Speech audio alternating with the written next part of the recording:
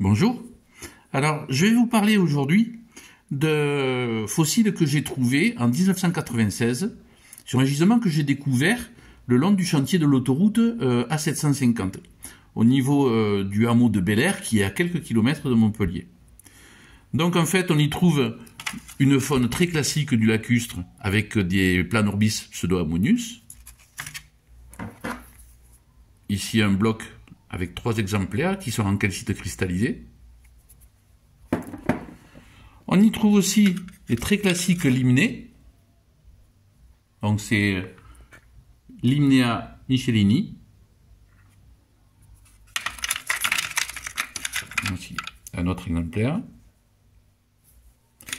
Un peu moins courant, mais quand même relativement courant, des potamides.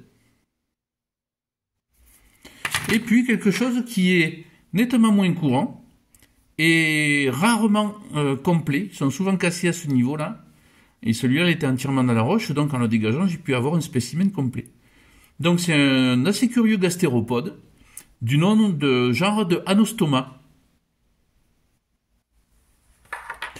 Et puis j'ai trouvé aussi des choses que j'avais pris pour des œufs de tortue.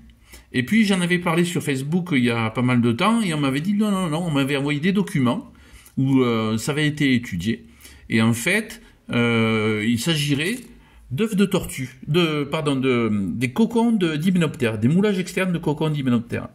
Donc on en a ici en calcaire et ici en calcite cristallisé.